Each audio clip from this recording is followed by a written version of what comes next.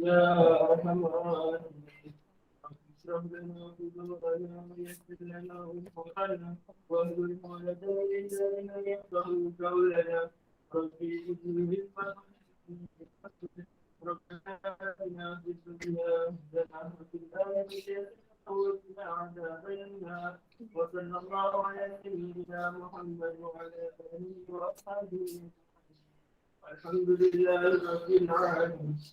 Amin. Alhamdulillah. Alright. Okay. Yang kat rumah dengar tak? Dengar kan suara saya?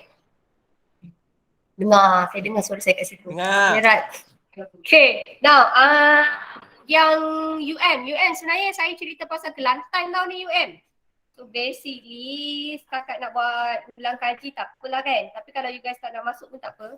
Okay. Now saya saja je buat recording ni sebab saya ada terfikir kalau katakanlah in case.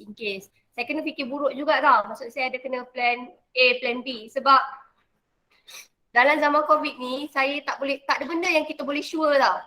Hari ni awak sihat, esok awak tak sihat. Faham tak maksud saya? So at least bila kita ada recording, nanti kan kalau korang kena periksa, betul ke kalau korang repeat bulan puasa So kalau korang repeat bulan puasa, so basically bila ada recording ni, manalah tahu awak boleh fresh balik ilmu tu. Sebab sebenarnya saya faham awak nak cepat habiskan SPM kan awak dah tak sabar, tapi kadang-kadang ada benda di luar kemampuan kan. Tiba-tiba pula Allah bagi awak dugaan, tiba-tiba pula positif kan. So basically benda yang kita tak boleh nak control kan. Jadi bila benda tak boleh nak control, of course mood awak akan down.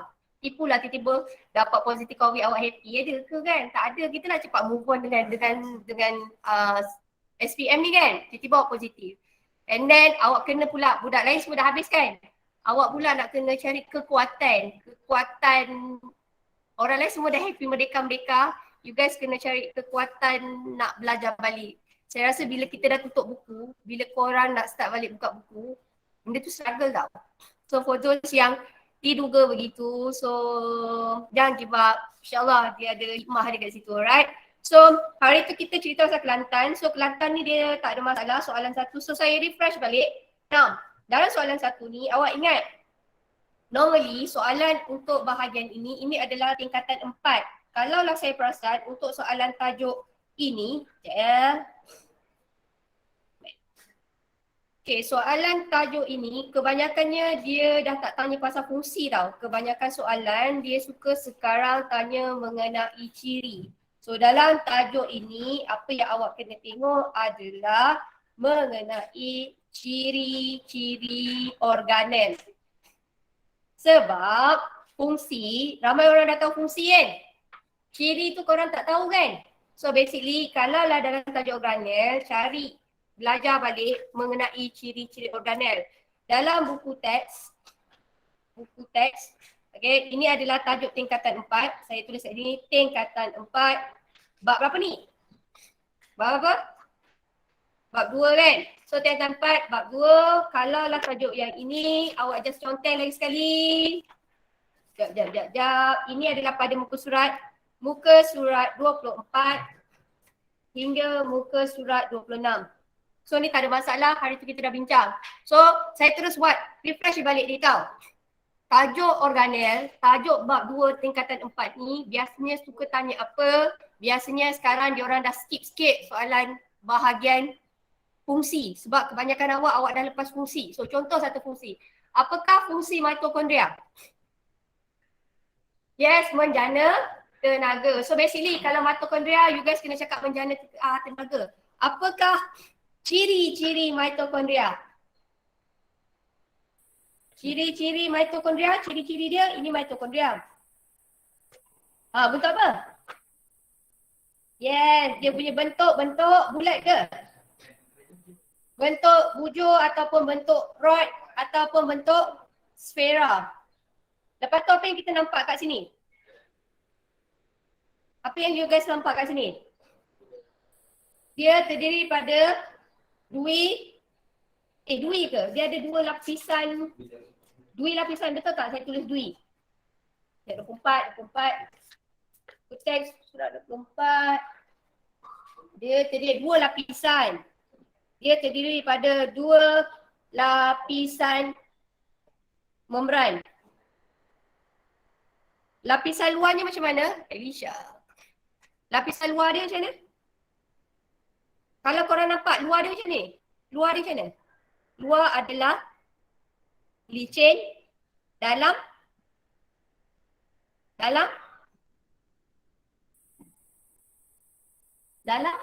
bodoh sangat lukisan saya ni. Dalam yeay. Dalam dia adalah berlipat-lipat. Kenapa dalam tu berlipat-lipat? Yes, hebat. Sebab untuk menambah luas jumlah luas permukaan. Kenapa jumlah luas permukaan ini penting untuk mitokondria?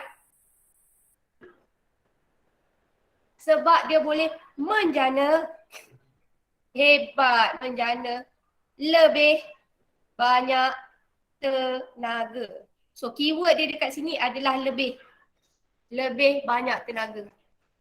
So saya rasa antara soalan yang dia akan tanya adalah soalan tricky macam ni. Maksudnya apakah ciri mitokondria?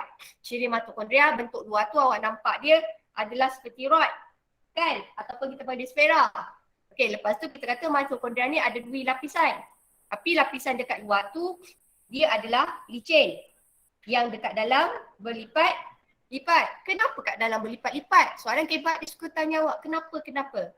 Kenapa berlipat?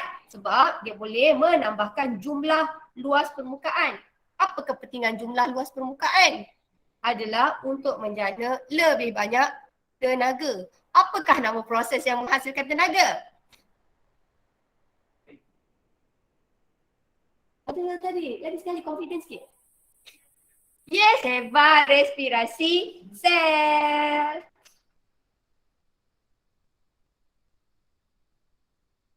So far sampai sini okey tak? Nampak tak? Dia soalan ni dia boleh tanya cabang.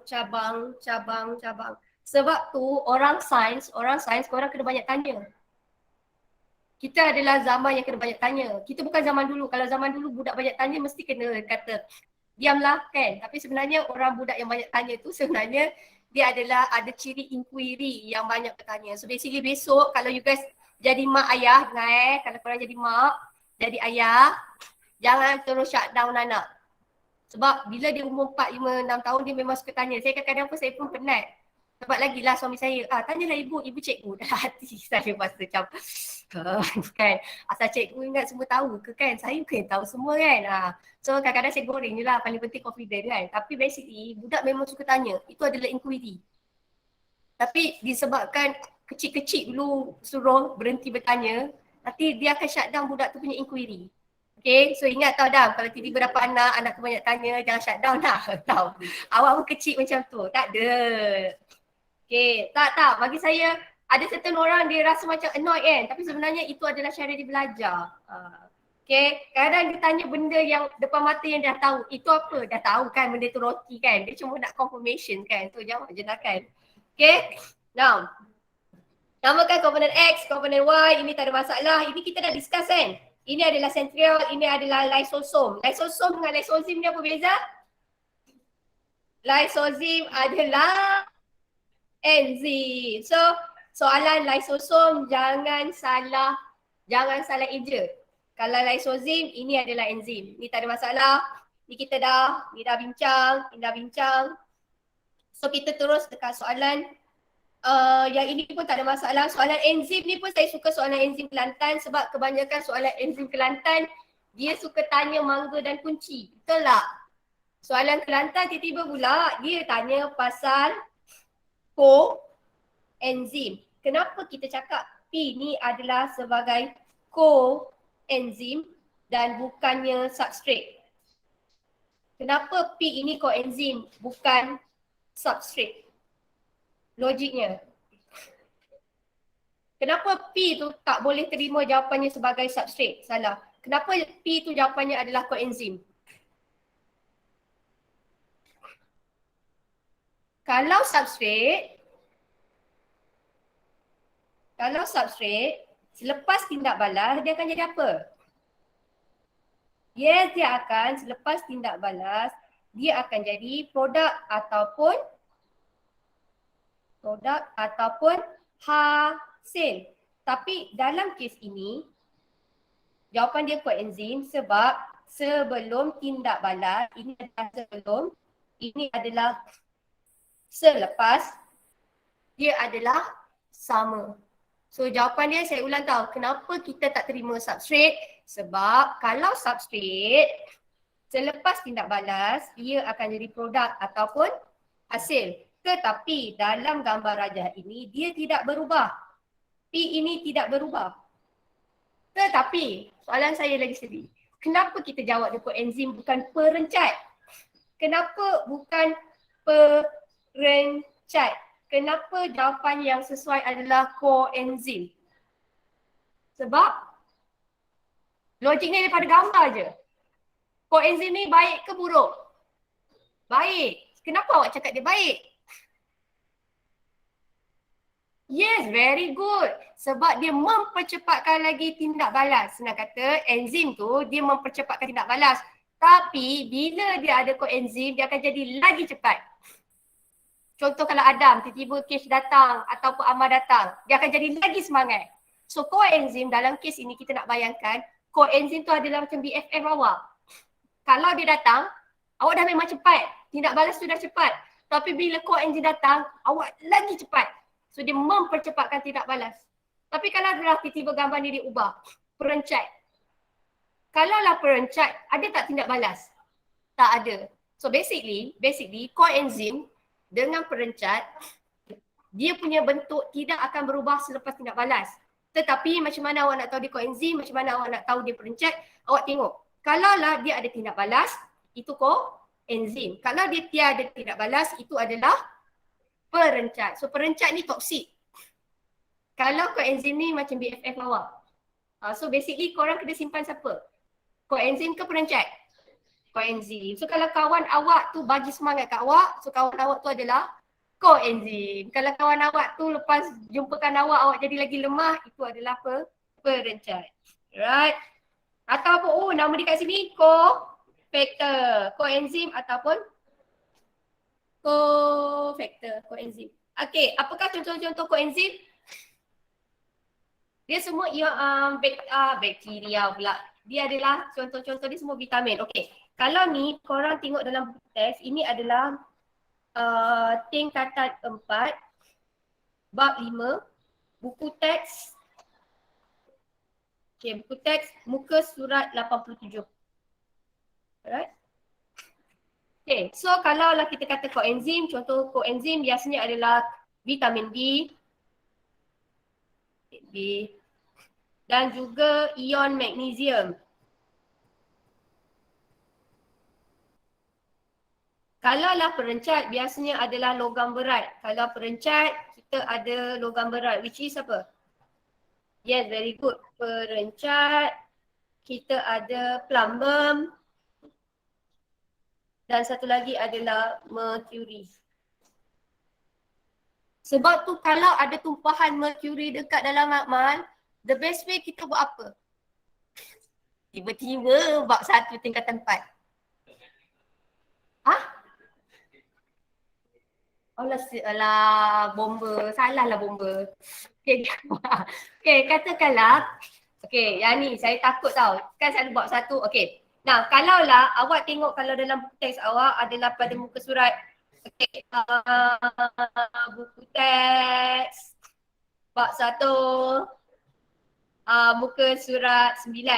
Okay, katakanlah tiba-tiba korang guna termometer kan. Termometer tu pecah.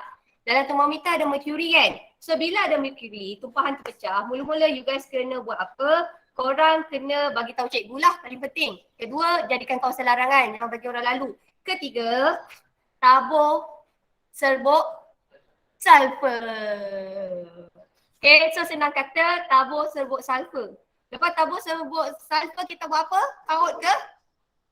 Tak, sebenarnya paling betul panggil bomba. Tapi kalau asid ke atau bahan alkali, dia tumpah, awak letak pasir. So senang kata, ini tiba-tiba, saya tak tahu soalan objektif macam mana. Kalau lah dekat dalam makmal ada dua bahan kimia tempat. Satu adalah bahan kimia merkuri, awak kata merkuri letak sulfur. Lepas letak sulfur baru bomba. Tapi kalau lah asid yang tumpah, awak letak pasir. Letak pasir, baru ambil penyodok, awak kaut and then keluarkan kat luar. Cuma bezanya kita kena tutup dengan something. Merkuri letak sulfur, panggil bomba. Kalau lah bahan kimia lain tapi dia bahaya, contohnya adalah alkali pekat ataupun asid pekat, awak kena letak pasir. Letak pasir, barulah kita ambil penyodok, kita kaut, kita buang dekat luar. Sebenarnya saya tak tua bab satu keluar. Kalau tiba-tiba objektif keluar bab satu pun saya tak tahulah, nangis juga kan saya. Okay, so saya no komen lah tajuk ni kan, saya takut sikit. Okay, now seterusnya ni tak ada masalah tapi saya dah ajar kan. So basically lepas ni korang tahu Now, lepas tu bahan buangan sisa biologi, korang ingat tak bahan buangan sisa biologi? Takutnya saya. Korang tahu tak bahan buangan sisa biologi? Okay, bahan buangan sisa biologi. Okay, ni mengarut sikit tapi kita buat ulang kaji tau. Tiba-tiba sementara saya tengah teringat tau. Okay. Bahan sisa biologi, kita ada 4 tau. Kita ada A, kita ada B, kita ada C, kita ada D. Bahan ini dalam buku teks awak adalah pada muka surat 8. Kalau buku teks setengah tempat tau, surat 8. Ini adalah bab 1. Okay, saya nak ingat, A saya ingat tajam tau. So kalau bahan sisa biologi A, ini adalah benda tajam. Peralatan tajam. A tu tajam. Kalau B, ataupun tak tajam. Okay, peralatan atau tumpul boleh lah. Peralatan tak tajam. Kalau lah C adalah bangkai. D awak ingat darah. So ini adalah cair. Okay, kalau lah kategori A macam korang kena cocok kan, awak kena simpan dalam bekas, lepas tu kita masuk dalam plastik khas. Okay, so senang kata bahan buangan dalam biologi ni sebenarnya kita ada 4 yang tak boleh buang dalam air, dalam sinki. So kita ada yang tajam, kita ada tak tajam, kita ada bangkai. D tu adalah cecair. Cecair ni biasa ingat, saya ingat D tu darah. Macam tu je. D darah, A saya bayangkan A tu tajam.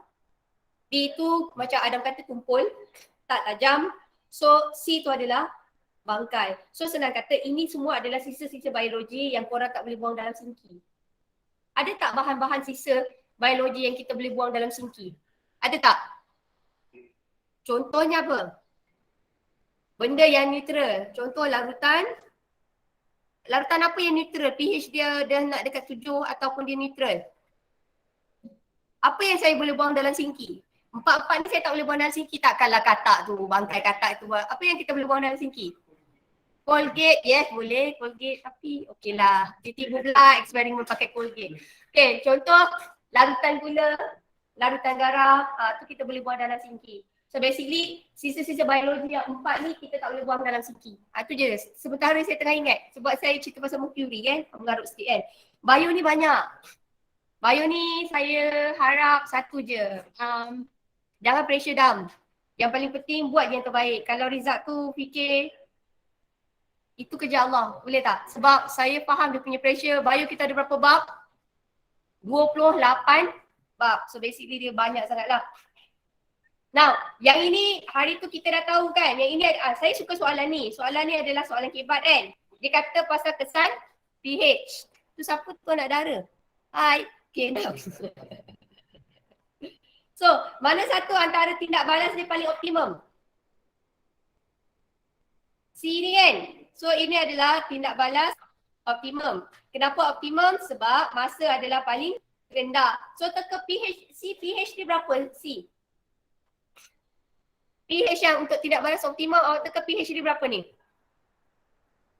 Teka. pH kita ada berasid, beralkali, neutral. Kalaulah enzim, kalaulah awak enzim, awak suka keadaan berasid ke, beralkali ke atau neutral? Yes, very good, neutral. So basically pH dia adalah 7. So contohnya ini adalah neutral. Apakah bahan yang sifatnya neutral? Wah, co-factor Adam dah sampai. Okay dah. Okay, apakah jenis larutan yang pH-nya neutral? Ayu ni jawab ke? Apa saya cek dia dengar? Apakah pH neutral? Saya. Oi, pH neutral. Tak ada yang jawab ke dalam sini? Saya jerit-jerit je ni. Berasid dengar. Apakah larutan yang neutral? Air? Air suling, ya Allah.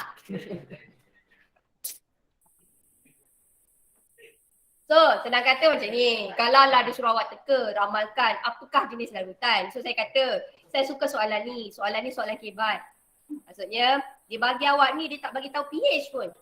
Tapi kita boleh agak satu je. Kalau yang C, pH dia mesti 7, neutral. So, maksudnya kalau dia kata panjang apa yang putih telur ni direndam dalam larutan apa? Direndam dalam larutan air suling. So, kita tak kata asid hidroklorik sebab asid hidroklorik adalah berasid. Okay. So, yang A, B ni saya tak boleh agak. C, D ni saya tak boleh agak.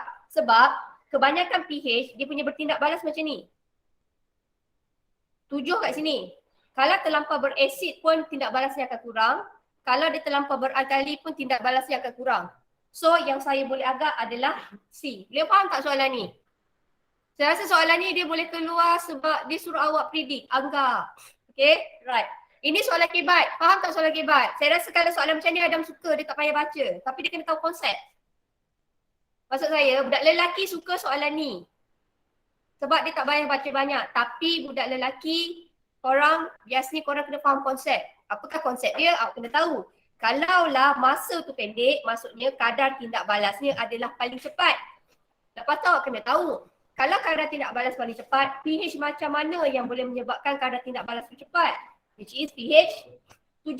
Kalau dia kata apakah jenis larutan yang pH 7? Yang banyak adalah air suling. Boleh faham tak? Sebab macam ni dia punya graf. Alright, so ni saya buat ulang kaji je ni. Ini tak ada masalah. Ni saya rasa macam hari tu Amsyar kot terang ni. Amsyar, saya ingat macam Amsyar hari tu terang bersungguh-sungguh. Kan Amsyar kan? Ya. Betul. Okay, so Raja 3 menunjukkan, ini pertanian. Raja 3 menunjukkan satu tumbuhan daratan. Aduh, saya tumbuhan ni macam mana ni? Macam mana Amsyar nak bagi minat kat tumbuhan Amsyar? Kau masuk pertanian dulu ke? Habis tu kalau kita orang tak ambil pertanian, kita orang dah nasi menjadi bubur, dah tak boleh dah ambil pertanian sekarang ni kan. Dah tinggal minggu depan dah. Mana dah cantik ni? Right, okay, this one je. Okay, now ini adalah Raja 3.1. Dia kata kat sini, Raja 3.1 menunjukkan satu tumbuhan daratan. Aras organisasi tak ada masalah. Dia kata X. X ni adalah organ. Kenapa organ? Sebab dia terdiri daripada pelbagai tisu. So ini sebenarnya xylem adalah tisu, phloem adalah tisu. So gabungan tisu yang sama atau berlainan. Kalau dia kata apakah yang dimasukkan sebagai organ? Soalan senang tapi kalau tak baca tak boleh jawab. Apakah yang dimasukkan sebagai organ? Gabungan tisu macam mana? Pelbagai jenis tisu ataupun kita kata tisu yang berbeza menjalankan fungsi yang khusus.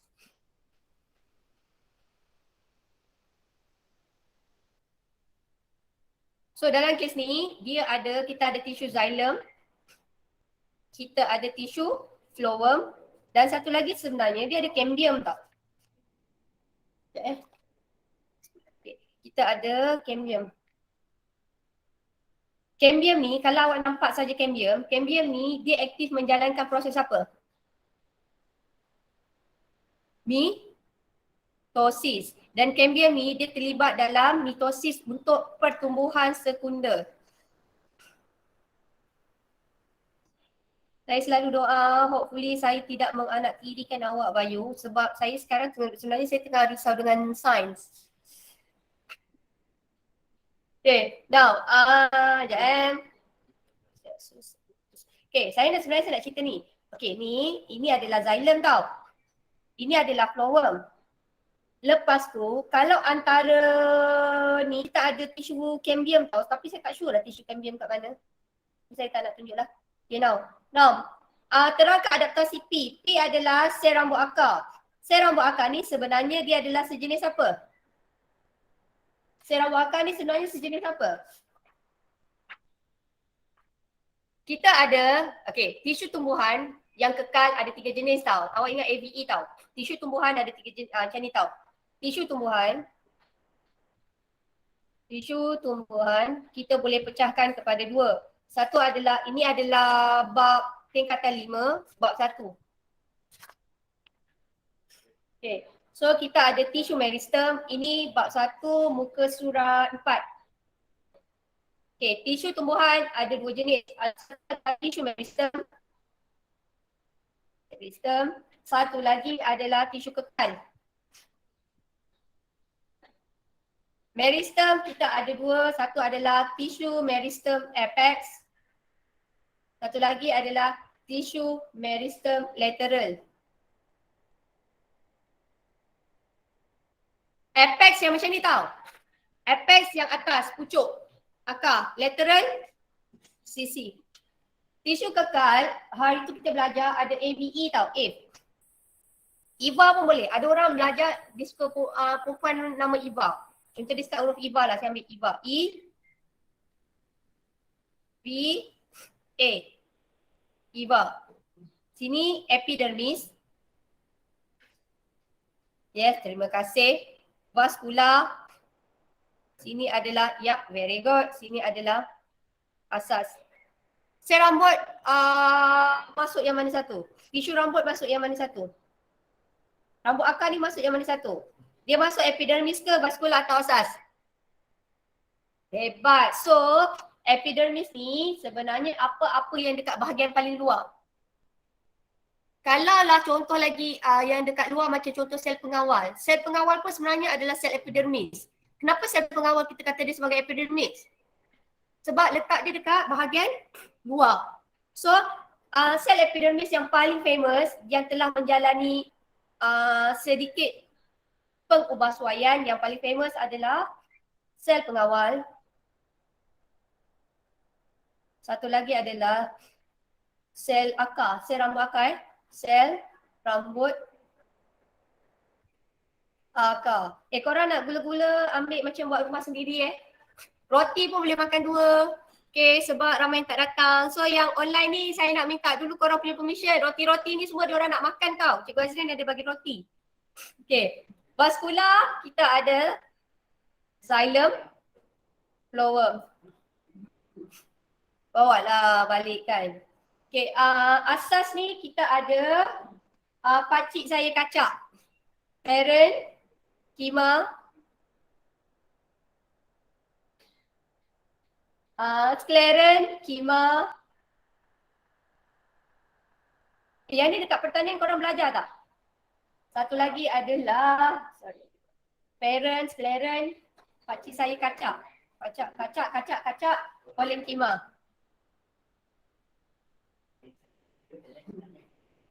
Okay, you guys boleh tengok buku teks ni, muka surat 4 dan juga muka surat 5. Okay, apakah persamaan antara parent kima, pollen kima dan scleron kima? Kedua-duanya memberikan sokongan tumbuhan. Okay, cuma parent kima adalah yang paling ringkas. Senang kata, kalau lah dia tanya, apakah fungsi pakcik saya kacak? Fungsi dia sebenarnya memberi sokongan kepada tumbuhan, itu je. Tapi sokongan dia kalau parent kima paling basic, paling kuat sekali adalah scleron kima. Tapi kalau lah awak tiba-tiba blur, apakah fungsi tisu asas? Memberi sokongan. Dah. Putri okey Putri? Laju sangat tak? Saya laju sangat tak? Saya buat ulang kaji sekali ni. Topik-topik. Saya rasa tumbuhan ni kena lebih bukan pasal apa tau. Untuk saya jugalah tumbuhan ni, sebab tumbuhan ni tak boleh bercakap kan. So basically kita kena belajar sendiri kan. Faham tak? Kalau dia boleh cakap lama dah saya interview dia kan. So senang sikit kan. Ni saya tak boleh kan. Okay, so ini adaptasi dah. Okay, so kenapa dia banyak? Sebab dia apa-apa yang awak nampak dia macam banyak, itu adalah untuk menambahkan jumlah luas permukaan. Okay, so menambah jumlah luas permukaan. So dekat situ untuk apa? Untuk meningkatkan. Okay, kalaulah saya bagi awak satu tips tau. Kalau apa-apa saja menambah, jawapan awak mesti ada perkataan meningkatkan atau apa-apa yang menyebabkan dia lebih. Ataupun kita kata jumlah penyerapan air tu akan meningkat. Macam tadi kan, ada soalan yang koenzim kan. Kalau koenzim kita kata tindak balas enzim tu, tindak balas memang dah cepat. Tapi bila ada cofactor atau koenzim, tindak balas lebih cepat. Dia dalam skema, saya beritahu awak tau, ada esei, jika awak tak ada perkataan lebih, jika awak tak ada perkataan meningkat, dia akan hilang markah. Sebab dia nak merujuk kepada satu keadaan, benda itu akan jadi lebih daripada keadaan asal. So ada certain perkataan dia akan jadi lebih. Perkataan lebih akan meningkat tu penting. Contoh, kalau korang makan nasi banyak-banyak, dia boleh menyebabkan apa? Obesity. So keyword dia adalah nasi berlebihan, karbohidrat berlebihan. Kalau tak ada perkataan berlebihan, korang tak ada markah. Dia mesti ada certain tu korang kena emphasize, mesti berlebihan, meningkatkan. So esei kebanyakan budak hilang markah adalah disebabkan dia bio ni satu, dia punya cabaran, you guys hilang satu markah tu, kata lebih tak ada, dia akan hilang, the whole sentence tu akan terus hilang. Okay? Alright? Saya bukan nak takutkan awak, tapi reality je lah. Okay, ni tak ada masalah. Nyatakan perbezaan antara tisu antara tisu Q dan tisu R. Tisu Q adalah endodermis. Tisu R adalah epidermis. Ini bab berapa Bab 4. Macam mana ni nak terang Husna, macam mana nak beza endodermis dengan epidermis? Epidermis paling luar. Endodermis dalam. Muka surat apa ni? Saya nervous sikit. Okay. This one adalah pada muka surat 66. Ini adalah, saya nampak muka surat 66. Ini adalah tingkatan 5. Tapi kat sini bab 3 lah. Yang saya nampak. Bab 3. Buku teks, muka surat 66. So kalau saya nampak dekat sini, paling luar adalah epidermis. Paling dalam adalah endodermis. So endo tu adalah bahagian dalam. So dia kata kat sini, tisu R terletak di antara korteks silinder vaskular. Tisu R terletak di lapisan paling luar. Very good. Okay, ini lagi satu tips kan. Ingat tak? Kalaulah dalam exam dia pakai huruf, jawab pakai huruf. Jangan awak terus kata tisu Q adalah endodermis. Tisu R adalah epidermis. Kalau dia tak minta nama, kalau soalan macam ni dia tak minta nama, tak payah namakan. Terus direct saja. Dia fungsi dia pasal apa? Pakai huruf. Kalau dulu saya tak pastilah, kalau lah awak nak namakan, katakanlah awak nak namakan juga, boleh. Tapi jangan dalam satu ayat yang sama. Faham tak? Kalau awak nak namakan, awak boleh buat macam ni. Ayat tu mesti lain. Jangan dia bersandar. Kalau dia bersandar, dia akan jadi wrong cancel right. Faham tak? Contoh, kalau lah dekat sini awak kata tisu ni awak salah nama kan? Awak kata epidermis. Dia akan hilang markah tau. So kalau lah awak nak namakan juga, buat ayat lain. Awak kata tisu Q adalah endodermis. Tisu R adalah epidermis. Lepas tu awak buat apa? Awak noktakan dulu. Baru buat ayat yang kedua. Faham tak? Jangan guna perkataan dan. Bio, jangan guna perkataan dan atau. Ayat dia memang tak cantik. Cikgu BM akan sakit hati. Tapi korang dah lepas BM kan? Tak apa. Tak payahlah korang letak hyperbola, korang letak ayat penghubung, tak apa. Korang just pendek. Kalau orang tanya siapakah nama awak? Mardiana. Dah. Kalau dalam BM itu korang punya tu speaking tak boleh kan? Kena letak nama penuh ke? Boleh tak cakap macam tu? Tak, kena cakap nama saya kan. Tapi kalau dalam bio, berapakah umur awak? Katakanlah dah 18. Dah. Tak payah cakap umur saya 18 tahun. Tak payah. Okay, ini adalah, wow. Okay, saya suka, ini dia dah cakap bab 3 tingkatan 5 muka surat 69. So, untuk tumbuhan, kita kata nutrisi tumbuhan. Nutrisi tumbuhan. Kalau korang sambil tu nak makan roti boleh je, buat je mana-mana selesa. Nutrisi tumbuhan, saya okey je, janji korang belajar. Kita ada parasit, kita ada epifit,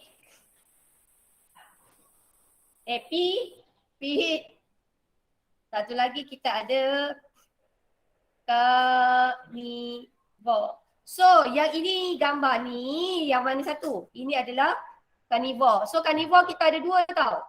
Satu adalah periuk kera. Satu lagi perangkap lalat Venus.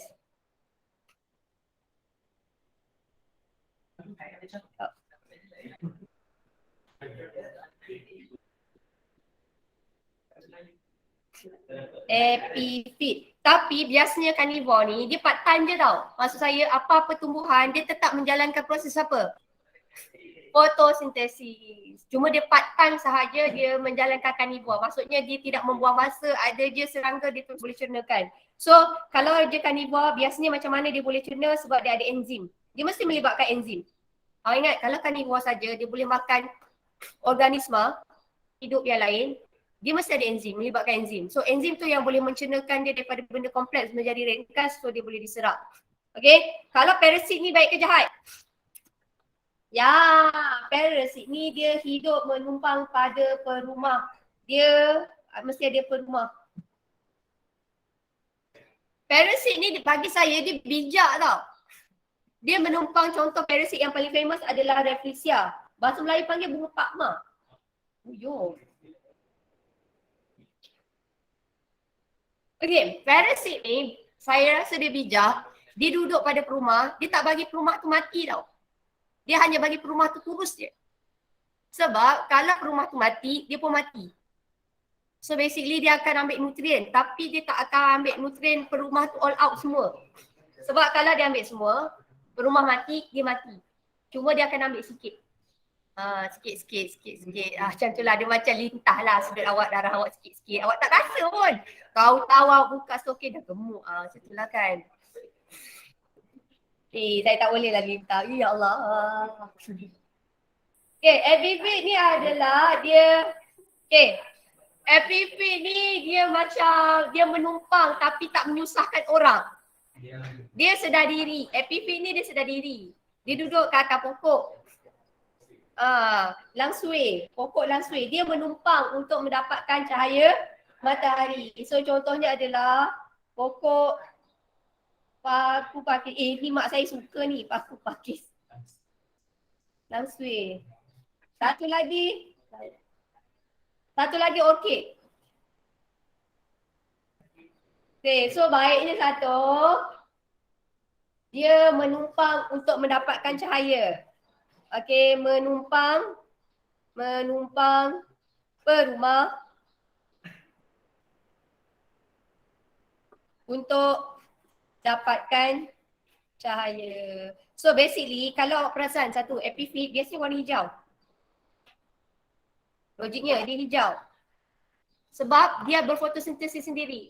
Kalau Rafflesia, dia warna apa? Merah. Dia tak kisah pun hijau. Kenapa dia tak kisah? Sebab dia tak buat fotosintesis. Kerja dia hebat je. Kerja dia tunggu dia sedut je makanan. So itu yang kita panggil dia adalah sebagai parasit. Sebab tu kadang-kadang parasit dia tak perlukan hijau. Sebab dia tak berfotosintesis. Terus dapatkan nutrien. So nampak tak beza dia? Kalau epifit, kebanyakan epifit dia mesti ada warna hijau sikit sebab dia berfotosintesis. Okay, now kesimpulannya.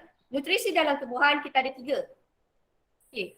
Antara 3 ni, mana satukah tumbuhan yang tidak berwarna hijau tadi saya kata? Yang tidak memerlukan klorofil. Kenapa parasit?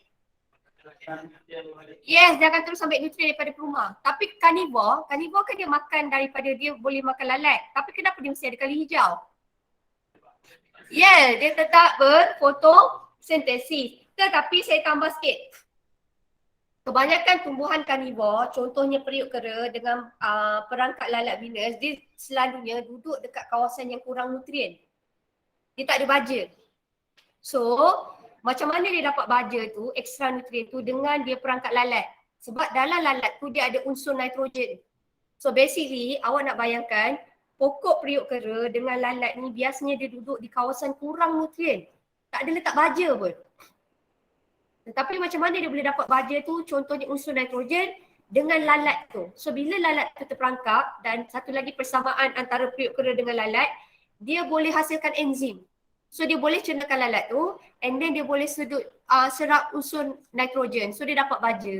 So maksudnya serangga tu dia boleh bagi dia ekstra nutrien pada dia. Saya rasa macam hebat pula belajar pasal ni. Saya suka kan. Periuk kera saya tak pernah jumpa.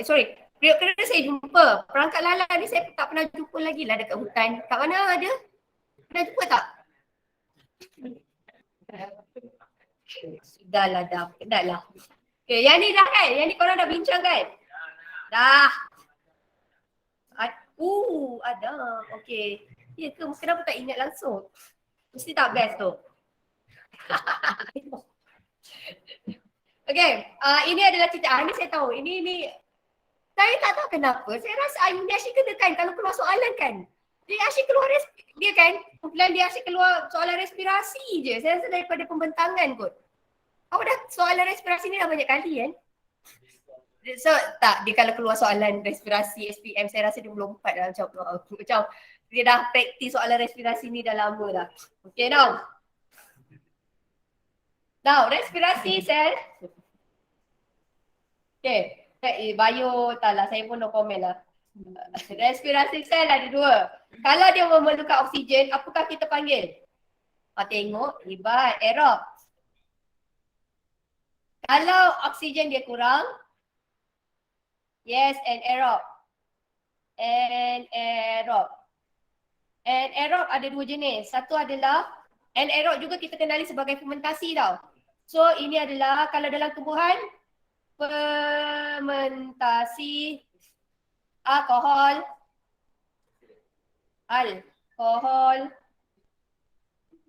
dia buat hal fermentasi asid laktik. Saya punya pen boleh lag ke?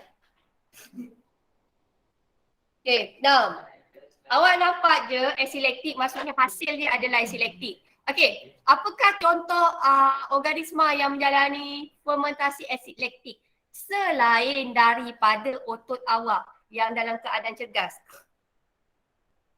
Yeast fermentasi etanol. Fermentasi alkohol, terima kasih. Yes, lactobacillus. So senang kata fermentasi asid laktik, hebat. Okay, ni muka surat berapa ni? Sekejap. Bab 7. Okay, awak tengok bab 7, yang ni fermentasi asid laktik ni, muka surat 118 dan juga 119. Kalau awak tengok kat sini, asid laktik yang paling famous, kalau awak buat aktiviti cerdas kan, cungak-cungak tu kan, yang awak sakit peha tu kan, tu fermentasi asid laktik.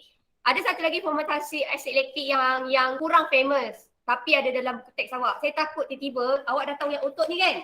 Dia tanya satu lagi, iaitu adalah fermentasi bakteria namanya adalah lactobacillus. Lactobacillus. Kat mana boleh jumpa lactobacillus? Yes, very good. Dalam yogurt. Yes. Benda masam, contoh budak perempuan suka minum air bliss. Itu pun ada lactobacillus. Kalau lelaki suka minum Yakult, lelaki pernah minum air bliss. Saya tahu nak dara je suka minum air bliss tu. Tahu tak? Oh, lelaki pun minum. Okey. Oh, minum juga. Okey.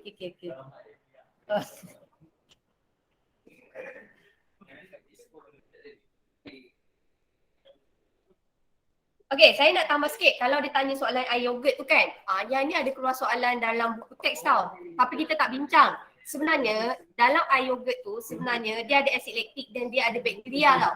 Dia ada bakteria lactobacillus. Sebab tu bila korang minum air tu, korang tak sesuai korang tinggalkan dekat luar dalam suhu bilik ni macam tu dalam masa sehari atau 2 hari. Bila korang biarkan, apa jadi pada air bilis tu? Dia akan basi, awak akan rasa masam. Pernah tak terasa masam? Kenapa dia rasa dia memang masam sebab dia dah ada asid laktik tau. Tapi asid laktik tu just nice.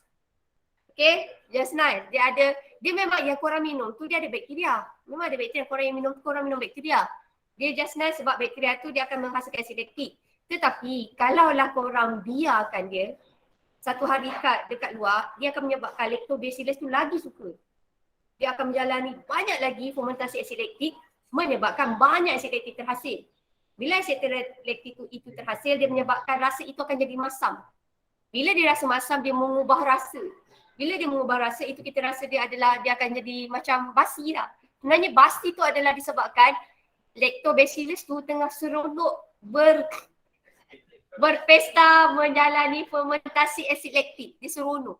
Sebab tu kalau korang minum air bilis, korang tak boleh biarkan 2-3 hari. Sebab yang korang minum tu adalah bakteria, benda hidup. So bila korang biarkan, dia akan menjalani fermentasi asid laktik lebih banyak. Sebab tu dia akan rasa lebih masam. Tapi janganlah cuba-cuba minum. Maksudnya korang boleh minum asid laktik tu, dia ada kuantiti khas. Kalau dia lebih, saya takut tiba-tiba bawa mabuk. Saya tak tahu no komen. Janganlah pula korang buat eksperimen lepas ni kan. Korang biarkan air bilis tu 2-3 hari, lepas tu korang minum. Janganlah. Saya takut. Sebab ikutkan, kalau kan wine, awak tahu kan wine kan? Wine kan kita letak dia ada bakteria yang menyebabkan dia ada hasilkan alkohol kan? So kalau alkohol tu banyak, dia boleh memabukkan, itu namanya adalah wine. Wine adalah sebab tu ada wine dia simpan 20 tahun, 30 tahun. Pernah dengar tak? Wine lagi mahal dia simpan, dia punya harga dia lagi mahal. Sebab dalam tu sebenarnya dia ada bakteria, yang bakteria tu menghasilkan etanol.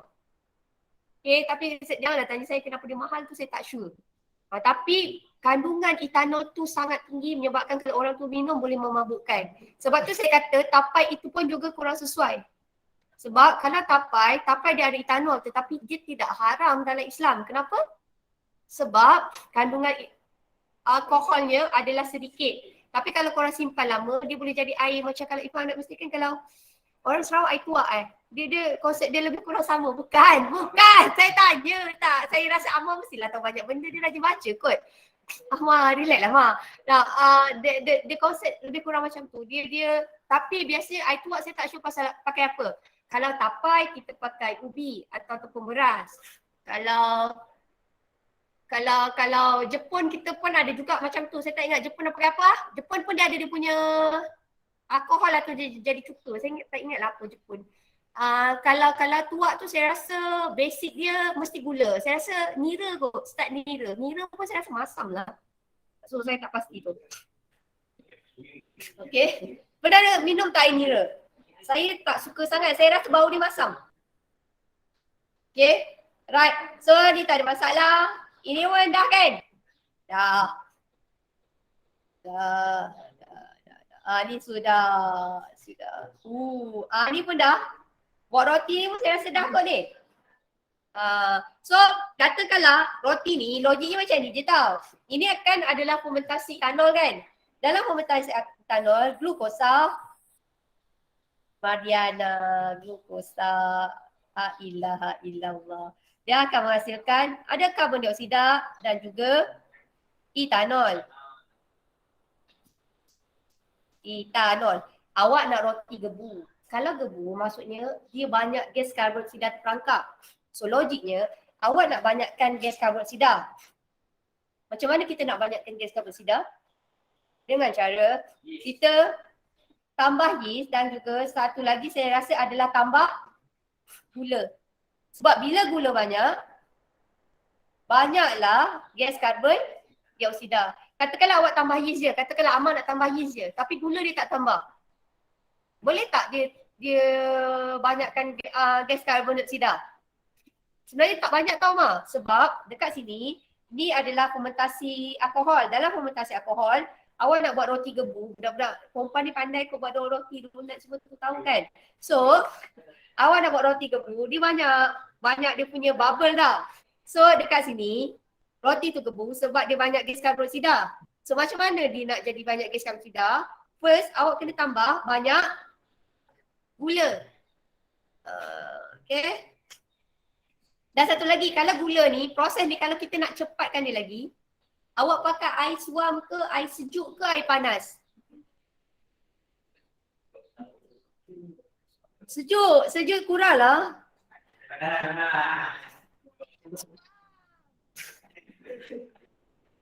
Tak, awak bayar yeast tu benda hidup. Dia benda hidup. Dia sama lebih kurang macam enzim. Dia tak boleh terlampau panas.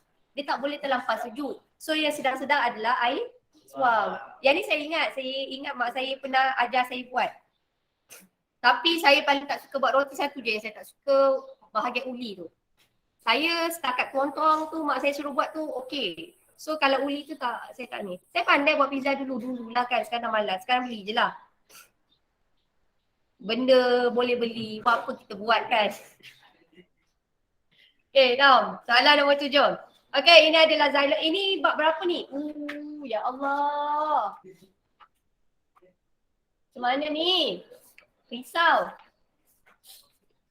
Ada satu soalan yang saya takut. You guys boleh tak baca? Sebab soalan ni dia tak banyak keluar soalan. Saya tak jumpa. Ada soalan yang saya takut, hopefully tak keluar. Tapi kadang-kadang yang tak keluar tu yang keluar. Faham tak? Macam hari tu kan, ingat tak pesan saya? Saya kata, alah Bayu, Amali tak keluar graf. Ambil kau graf keluar. Sebab saya fikir graf itu kepunyaan fizik.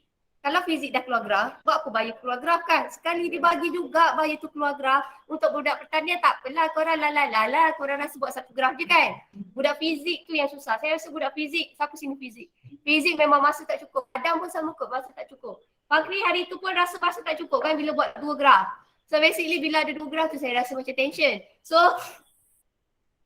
baca lebih, cuba baca sedikit mengenai kadar tindak balas fotosintesis ada 2. Satu adalah kadar tindak balas bersandarkan cahaya, satu lagi tidak bersandarkan cahaya. Yang itu saya rasa kita tak pernah discuss lah. Fotosintesis ada 2 peringkat.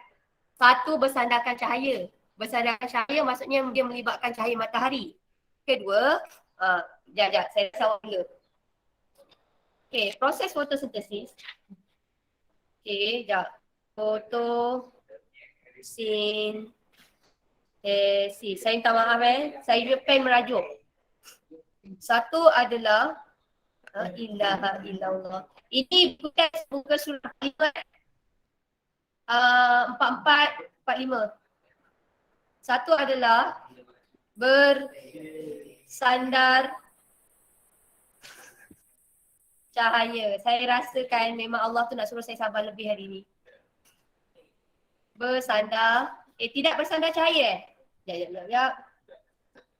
Tidak bersandarkan cahaya. Tidak bersandar cahaya. Kalau yang ini dia melibatkan cahaya matahari.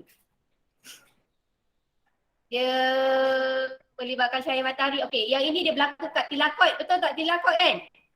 Yang ni dia berlaku kat tilakoid. Saya minta maaf yang kat rumah. Korang makan dah sambil tengok kelas ni kan. Yang sini dia berlaku dekat stroma. Saya berdoa, tolonglah. Janganlah keluar esei soalan muka surat 44 tu. Kalau lah dia keluar esei muka surat 44 tu, kalau boleh itu adalah esei pilihan. Awak tak esei muka surat 44 tu? Yang macam nak mati cerita tu. Tapi pun susah nak faham. So you guys, patut amal. Lepas tu saya dah tak ingat dah cerita tu. Menurut yang ini bacalah. Baca just revise balik lah. Saya ada perasaan takut macam ni. Saya kata tak keluar. Tapi sebenarnya yang itu keluar. Sementara saya tengah teringat, korang tengok yang ni Tajuk ni kalau keluar soalan, saya tak rasa soalan ni akan keluar esei wajib jawab. Kalau soalan ni esei wajib jawab memang kejam lah. Sebab soalan ni soalan gila sikit. Tapi korang baca lah. Kalau tiba-tiba dia terkeluar kan. Just backup Takut Tak. Tumbuhan saya takut. Tapi kalau sebagai pemeriksa kita orang suka. Kenapa suka? Sebab ramai orang tak jawab, dia orang buat kosong. So saya nak tanda senang. Tapi kalaulah saya cikgu pada budak tu, saya akan rasa broken hearted kalau budak tu kosong je dia jawab. Gitulah. Yang ni kita dah discuss kan? Ni dah ke belum? Struktur P adalah xylem yang memanjang, yang berongga. Ni tak ada masalah. Okey, awak tengok daripada sini je. P ini adalah xylem. Okey. Ini muka surat berapa?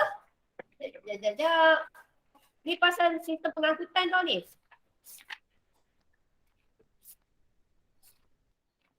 Empat. Okey, ini adalah tisu vaskular. Ini tingkatan 5. Bab 4. Okey, muka surat 76. La ilaha illallah. Muka surat 76 hingga 78. Okay, right. Okay, kita cerita daripada sini tau. Xylem, dia terdiri daripada xylem,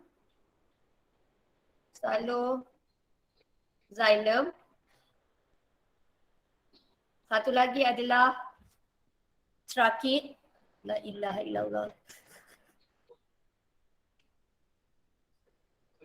Trakit.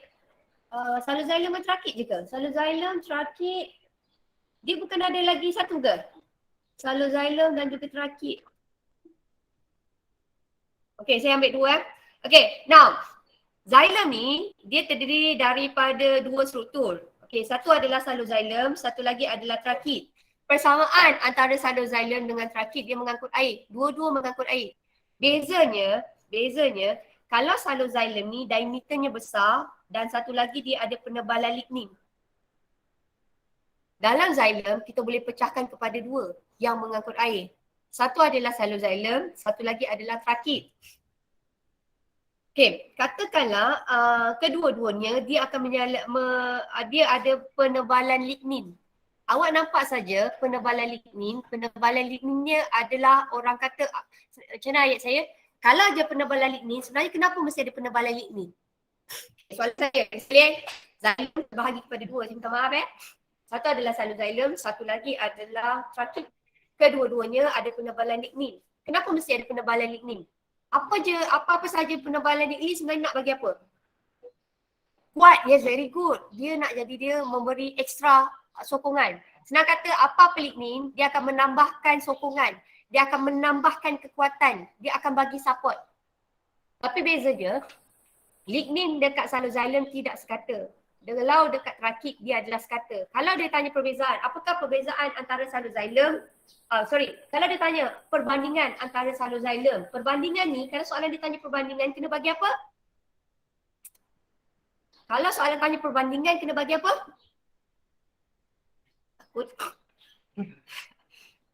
Kalau dia kata perbandingan, kena bagi persamaan dan perbezaan. Kalau soalan bio, dia kata perbandingan, you guys kena bagi persamaan dan juga perbezaan.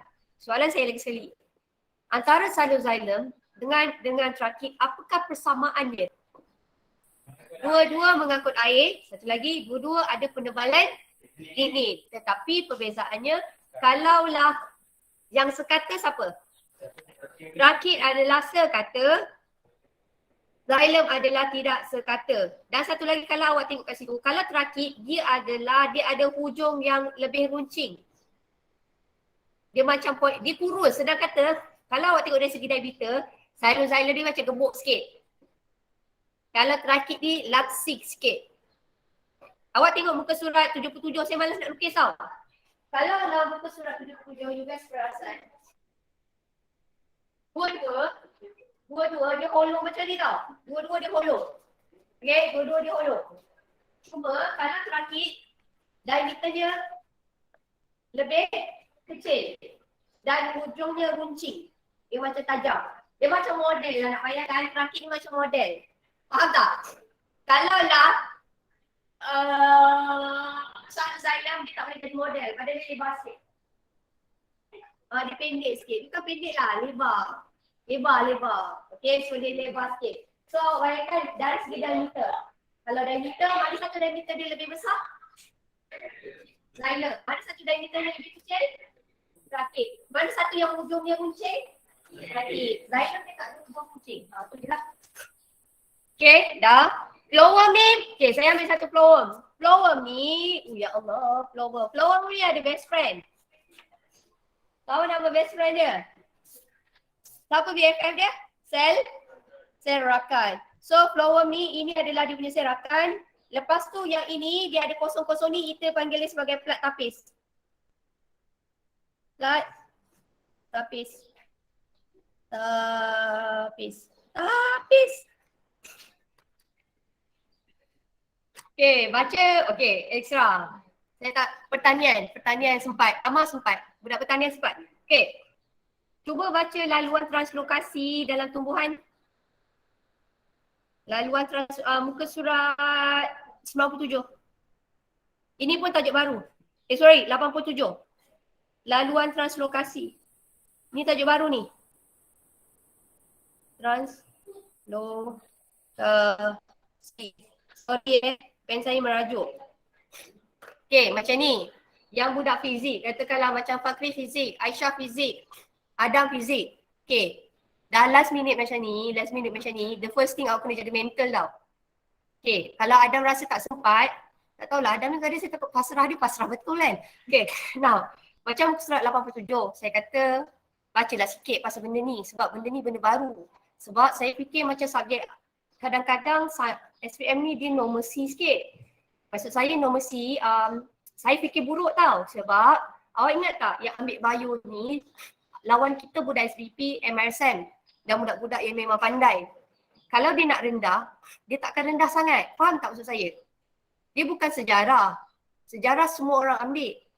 Masalah paper elektif awak, saingan kita tinggi-tinggi. Saingan kita memang dah IQ dia memang yang tinggi-tinggi. So basically, saya tak boleh nak expect lembaga tu kesian kat kita, dia bagi semua soalan yang senang. So bagi saya kita ada extra prepare. Tapi maksud saya jangan rasa stres sangat. Macam ada certain tajuk yang saya kata dia baru, you guys saya rasa macam korang tak kuat, macam muka surat 87. Bacalah muka surat 87 tu. Bacalah. Kalau sempat baca. Kalau tak sempat first, ingatkan saya cakap, kalau you guys tak sempat, buat dulu soalan objektif. Korang buat dulu soalan objektif, habiskan.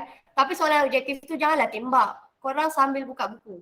Dah habis soalan objektif, korang bacalah esei. Saya rasa last minute malam tu nak baca pun boleh kot esei tu. Esei yang saya bagi kertas tu. Sebab saya jenis old school tau. Saya tak suka baca pakai tablet. iPad saya tak suka. Saya tak suka very old school. Sebab tu saya fotostatekan untuk awak. Sebab saya suka conteng. Walaupun kertas itu kesianlah tidak. Orang kata tidak menjaga alam sekitar, menebang lebih banyak pokok kan. Saya minta maaf, saya harap saya punya ni berbaloi lah kan. Saya belum sampai ke arah situ, mungkin dia feature korang lah tidak menebang pokok seorang beli tablet kan. So saya tak apalah, saya dah tua, maafkanlah saya kan. So basically korang just buat macam tu. So yang tu baca. Tapi macam saya kata, last minute korang nak buat, korang ambil yang ini kan. Make sure korang lengkapkan. Sambil korang lengkapkan tu, korang buka buku. Buat je yang ni. Saya rasa kalau lah dalam masa 2-3 hari ni, you guys nak baca buku teks ni kan, yang start sampai muka surat 292, ni ada 292. Okay, tu baru buku teks tingkatan 5 This one you guys ada sampai 314. Okay, saya shortcut sikit lah. 310, dah sikit. 307 campur dengan 281 bersamaan dengan lebih kurang 500 lebih kan, dekat nak 600. Saya rasa tak sempat kan. So the best way is adalah awak buat latihan, dan satu lagi ada buku SBP, korang buat pakai latihan je. Last minute untuk saya ni cadangan. Saya tak nak bagi you guys stress. Buat latihan semua buku SBP, buat latihan daripada modul yang ini. Buat latihan tu sambil buka buku, conteng.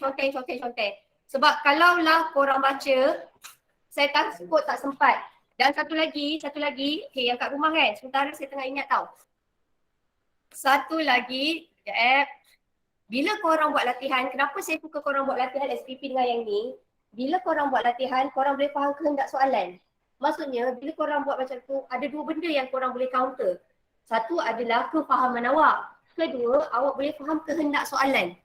Sebab bila korang baca, tapi korang tak ada latihan, nanti dia boleh jadi kes siapakah nama awak, umur saya 16 tahun. Faham tak maksud saya? You guys baca, tapi korang tak pandai nak tackle soalan tu is about what? Nanti orang tanya pasal punca, awak bagi kesan. So sebab tu kalau last minute ni untuk bio, cadangan saya, awak buat buku SBP. Buku SBP tu tolonglah, buatlah weh. Buatlah Adam bersih kedam. Takut saya. Dia tak payah jawab takut Adam. Bersih kedam. Buku SBP tu korang tahu macam mana nak tengok jawapan. Korang, yes, saya dekat QR code. So buat buku SPP, lepas tu korang buat yang ni. Just buat saja. Boleh? Alright, so okay, saya teruskan sikit lagi. Okay, ini sudah. Last. Okay, ini adalah ramalkan kesan bakteria kepada pertumbuhan. Senang kata, kalau lah soalan dia tanya pasal pertumbuhan pokok pisang, awak jawab dulu pertumbuhan pokok pisang. Okay, the first thing, kalau lah untuk anak dara kan, kalau korang risau untuk salah menjawab soalan macam siapakah umur awak, nama saya, awak confuse soalan tu kan. Awak tengok, kehendak soalan apa? Dia kata pertumbuhan pokok pisang. So, jawablah dulu pertumbuhan pokok pisang menyebabkan pertumbuhan pokok pisang akan terbantut. Kalau kat sini saya suka pertumbuhan, perkembangan pun boleh terbantut. Kenapa terbantut? Disebabkan kalau saya kat sini saya suka xylem tu saya suka P. P tidak dapat mengangkut air. Kalau xylem pun boleh.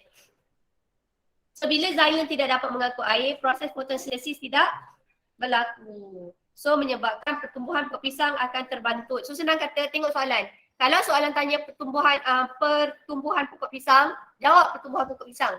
Jangan cerita pasal kadar fotosintesis. Sebab tu korang mesti ada garis kan. Saya rasa cikgu Maths pun ajar kan. Mesti garis kehendak soalan kan. Saya rasa mana-mana cikgu ajar kot. Ada kan. Admaths pun ada. Admaths belum lah. Paper Admaths belum kan. Okay. Huraikan pergerakan bahan. Admaths tu korang jangan risau. Korang jawab je yang korang boleh. Admaths tu korang bagi lulus je. Tapi ada orang kata kalau tak lulus tu kerja Tuhan. So jangan risau kerja Tuhan. Awak jangan ambil kerja Tuhan. Korang the most important thing korang buat je kerja korang. Faham tak maksud saya? Jangan fikir benda yang luar kawal. Sebab bila korang fikir benda luar kawal apa jadi? Korang akan stres kan? Korang akan kena anxiety. Saya nak tengok yang ini. Yang ini adalah jawapan ni dalam buku teks ada tau, sebiji. Saya tengah nak cari ni. Ada tak siapa jumpa? Ni surat berapa Ni yang pergerakan air. Bab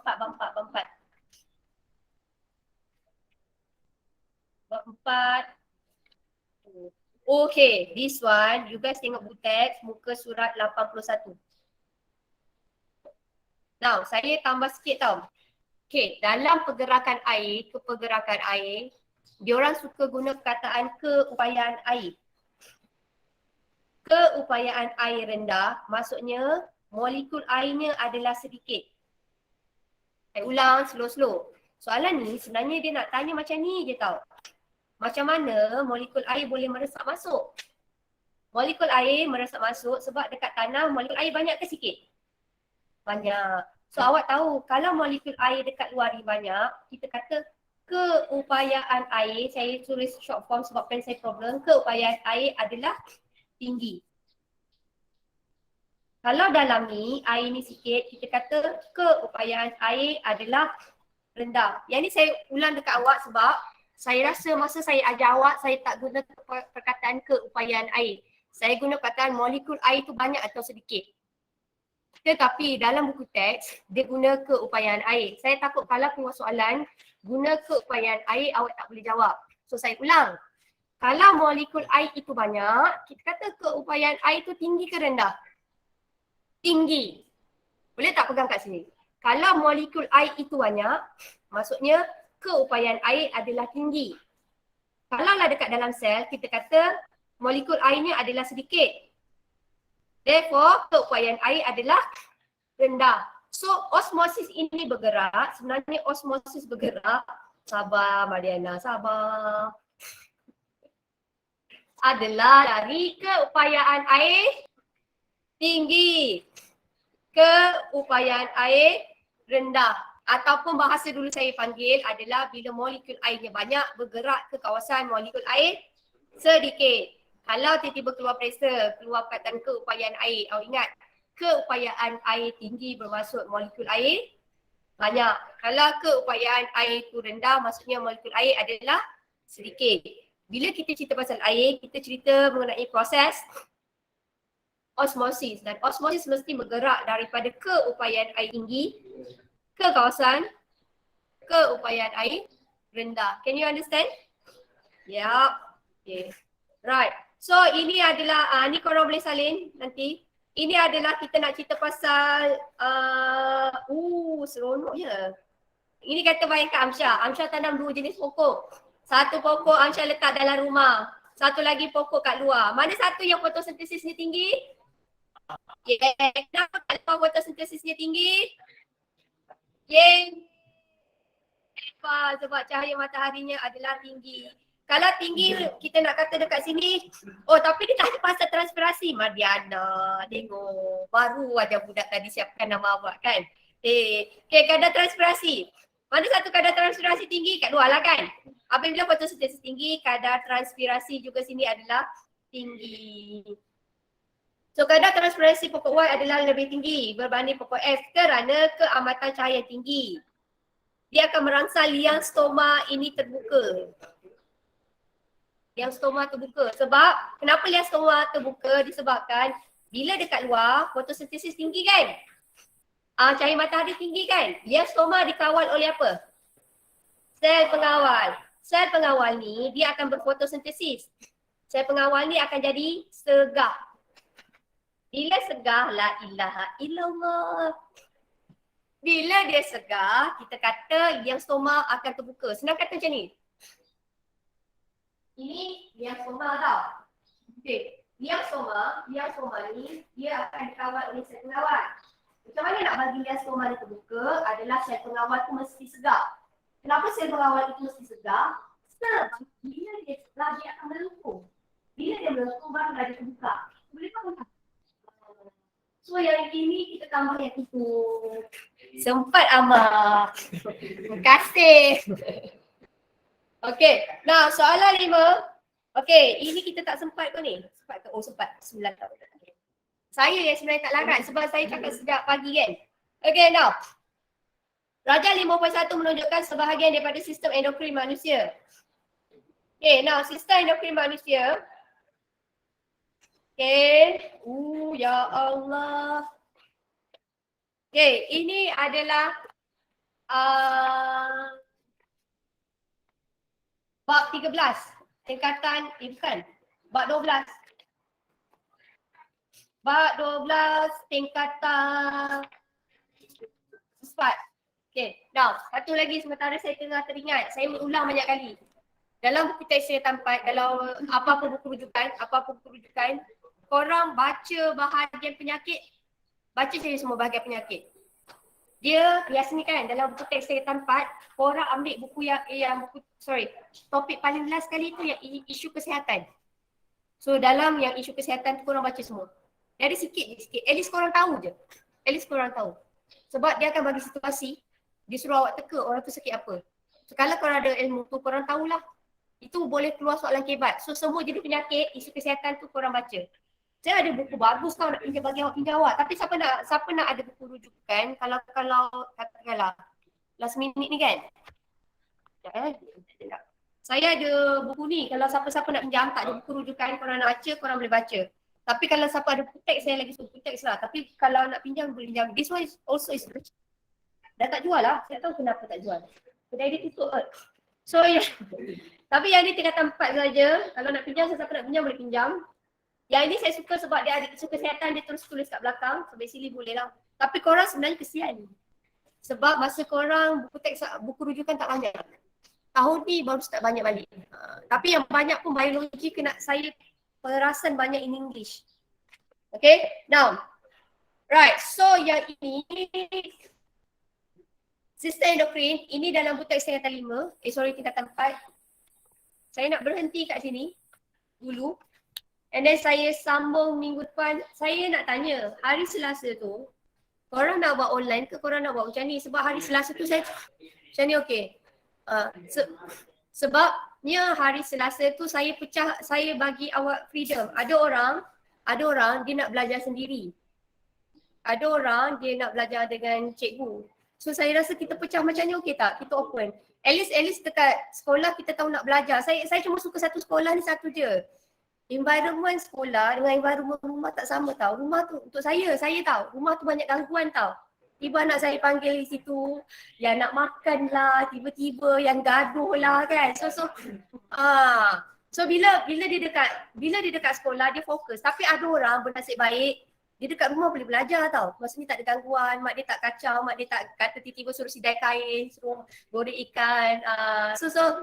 Lepas tu dekat rumah ada yang memang boleh privacy. Macam saya rasa Husna nak sulung, dia mestilah lagi banyak tanggungjawab dia kan. So suruh tu adik dia suruh ni kan. So basically lagilah banyak benda kan. So saya rasa hari Selasa saya sambung dan saya minta maaf kalau Obiga ni masuk. Obiga ada masuk, budak sains, budak budak UM ada masuk. Yang ini sebenarnya saya dah ajar tau. Tapi saya ajar lagi sekali. Sebab hari tu dia orang bentang. So saya tinggal ulas je ni. So yang ini adalah saya berhenti kat sini tapi saya bagi topik, saya bagi buku surat berapa.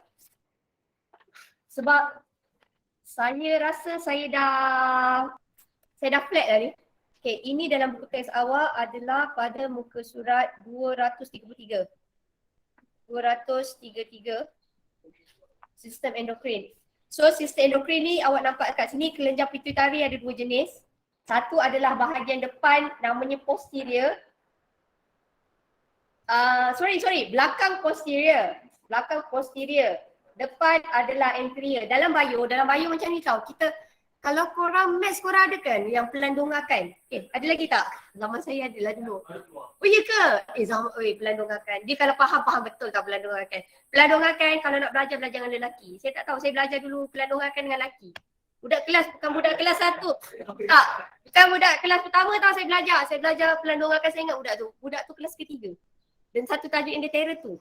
Saya tak tahu kenapa. Tapi memang dia terror lah. Saya siap pergi rumah dia belajarkan sebab saya kelas pertama tapi saya tak boleh tangkap pelandongakan. Dia ajar saya tengok daripada tepi. Saya cakap. Tapi setiap orang tu ada kelebihan kan. So saya punya kelebihan saya tidak boleh berimajinasi.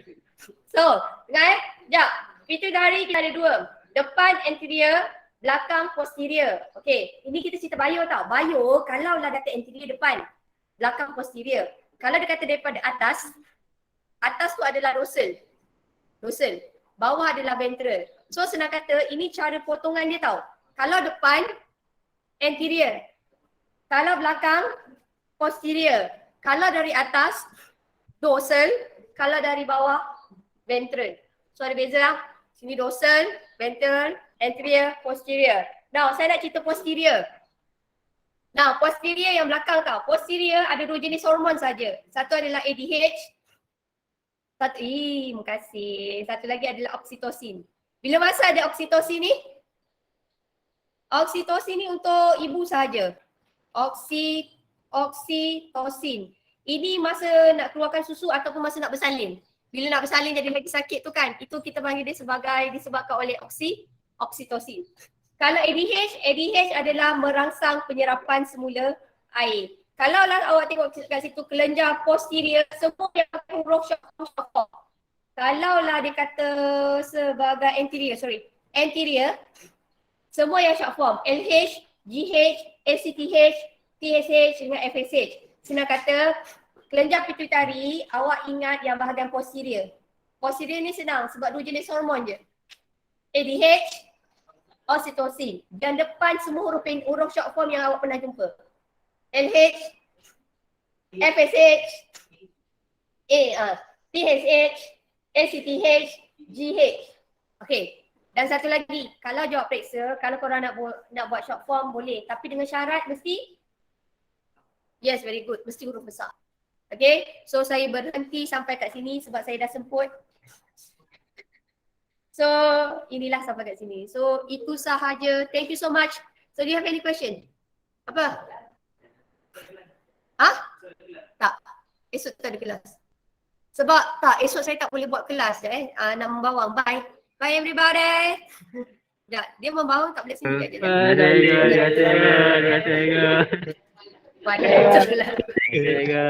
Patut saya ambil keluar je. Bye. Tak boleh dengar. Sekejap. Terima kasih cikgu.